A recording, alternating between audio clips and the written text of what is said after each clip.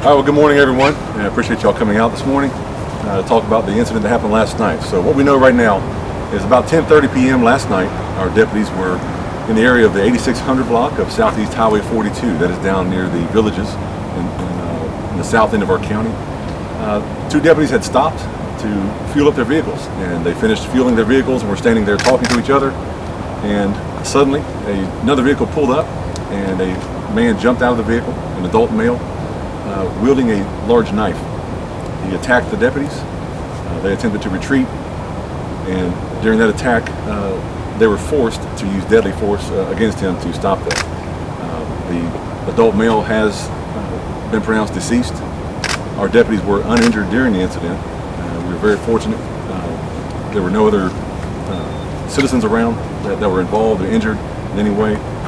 Right now, the FDLE has been called in to assist in the investigation. And I can tell you we're cooperating with them and lending any assistance that they need to this investigation. Right now, the name of the deceased individual that attacked these deputies has not been released. The names of the deputies has not been released as well.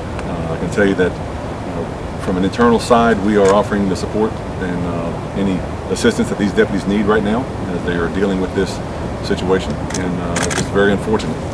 We're glad that again there was no one injured besides the one that was attacking the deputies. And I think in the end, speaking with the sheriff this morning, it's just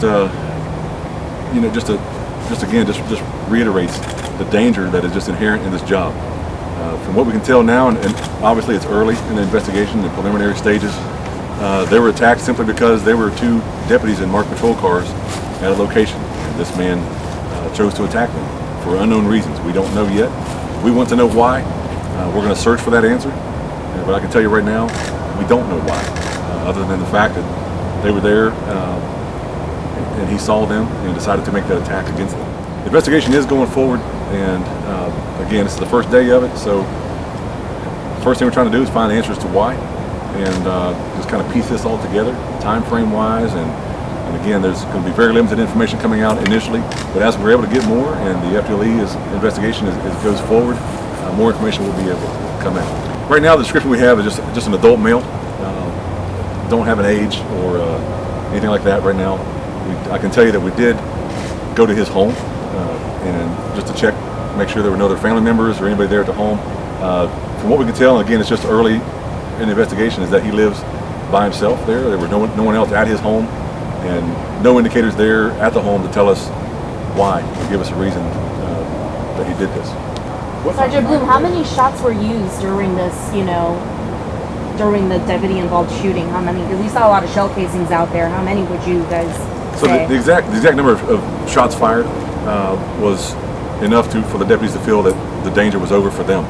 They were being attacked by a man carrying a very large knife, and a very deadly attack, and potentially deadly attack. And we see these knife attacks going on really around the world, and they use just enough firepower to stop the attack. And then, of course, they had to flip a switch. Every officer does this. The person that was just attacking you and was your enemy for a moment, now they have to render first aid, and they try to render first aid. The person was taken to the hospital where he was pronounced deceased. Did they get grazed in any way, like their clothing or anything touched by the knife? No, they were uninjured. He pulled up in the parking lot, jumped out of his vehicle with a knife, and it really surprised them, and they reacted appropriately and to protect themselves. There were several vehicles there. His vehicle was the blue one, the blue truck. Right now, we haven't released what vehicle's his. That's still that information may come out here later. Right now we want to just tread carefully as there's our agency is investigating along with the FDLE, and we want to make sure we don't infringe on the investigation in any way as far as the information that's put out. Right. So there were a couple of employees inside the Circle K that were unarmed, and we're glad there was no one else in the parking lot.